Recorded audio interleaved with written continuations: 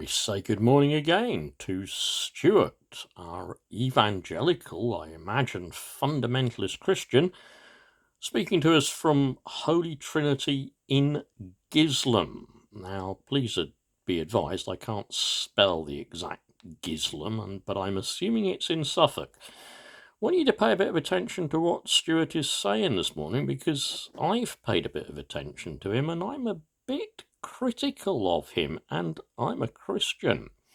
Have a listen, particularly in terms of left, right, and political. From Holy Trinity, Gisleham. I'm standing actually at the front of the church, and behind me, you possibly can't see too well, but I'll just pan the camera up there a little bit. You can see I'm standing facing the front window of the church this time instead of the back. And sometimes which way you face is very important. And I want to look at two things this morning. I want to look at the left and the right. Those of us, of course, who are political animals, who are familiar with politics, will know that we tend to put things into two categories. We tend to put them either on the left or on the right. And there's a biblical principle involved in that. And I want to read to you to start with. I feel this is a very important word. In fact, before I say that, the Lord actually, just as I was getting into bed, he gave me this word. And again, sometimes he gives me words I don't expect to get at certain times. And this is a word with lists in it. It's one particular list. And I do believe it's important. And I just pray that you'll be able to share this with as many people as you can. Three scriptures to start with. Ecclesiastes 10 verse 2, just to reinforce what I was saying at the beginning about left and right. Ecclesiastes 10:2, a wise man's heart is at his right hand, but a fool's heart is at his left. And Psalm 110, that's verse 1. The Lord said to my Lord, sit thou at my right hand, until I make thine enemies thy footstool. Matthew 26:64. Jesus saith unto him, thou hast said, nevertheless I say unto you, hereafter shall ye see the Son of Man sitting on the right hand of power and coming in the clouds of heaven. Everything we see in Scripture has to do with what is on the right side. Everything we see in Scripture that it has to do with the rebellion against God has to do with the left side. I used to at times just look. I'm going to stop our friend there, and I'm going to come into frame, okay? Here I am. Feel a bit like a sea captain this morning. Everything we hear about God, it's always the good on the right hand, my right hand. It's always the bad, the rebellious, on my left hand. He backs it up with the Bible, doesn't he? He backs it up with the Bible. Let me just add a little bit for my critique on what he is saying. Yeah? Actually, that's not true. It's his interpretation of texts that he reads in the Bible. The Roman, I might be Greek, but I think Roman word for left, hang on, I'm trying to get myself in shot again. Well, I'm not, but that's okay. The Roman word for left, as in down here, is sinister. Coming the other way, see my hole in the roof. Coming the other way, the Roman word for right, I believe it's Roman, is dexter. Yep. Stuart was a teacher. He doesn't mention it, and I'm surprised that he doesn't. Sinister. Yeah. Left. comes from sinistral. The actual word is sinistral.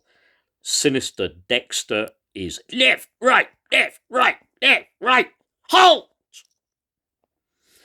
So he then, in his inimitable style, goes on to paint everybody who is on the left, politically, morally, religiously, as evil.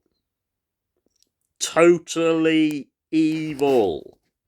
However, everybody sitting on the right, yeah, the right hand side, there's the right hand.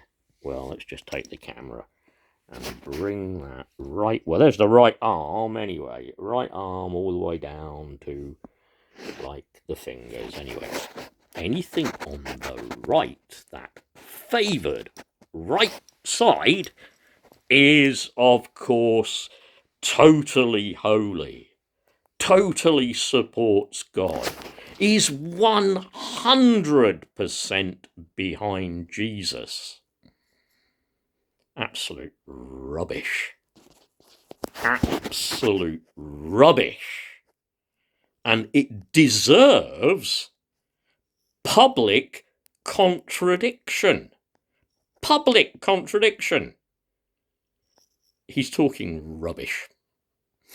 There are left-wing liberal theologians.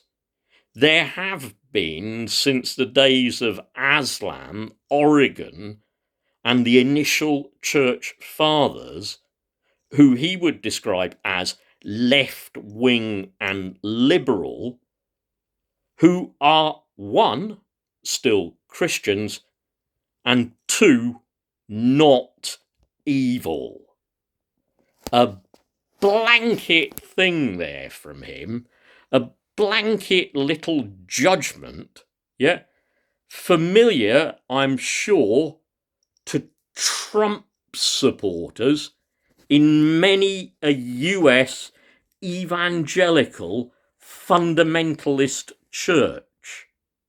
In a US now, whereas I'm sure you know, and he talks about it later, Roe v. Wade has been reversed on a federal statewide level. In other words, states now have the option to criminalize abortion. Yeah, and he goes on at great length later in this video celebrating that. Yeah? One, not every Christian on the left is evil. He is, by his own statement, a Jew. I take it he's a Jew who has converted to Christianity. One of my favourite theologians who came up with the phrase expensive grace, we're not saved by cheap grace, is the German Dietrich Bonhoeffer. Bonhoeffer was involved in the plot to kill Hitler. Bonhoeffer founded a new American Christian church called the Confessing Church. Bonhoeffer would not join the Nazis and the state church. Bonhoeffer paid for that and for his part in the plot to assassinate Hitler with his life in the final days of the war at Flossenburg concentration camp. Think of Christians like Desmond Tutu. Think of theologies like liberation theology. Think, on the other hand, how many, he goes on about left being evil. Think about the right. Think about fascism. Think about those who've called themselves Christian on the fascist right. Think about the Holocaust. Think about the murder of 6 million Jews and others. Yeah? And many of those have said they were good Christians. I asked in an email to the superintendent bishop of Suffolk, why is this man being given access to Anglican Church premises? I wonder if I'll get an answer. Signing off. Bye.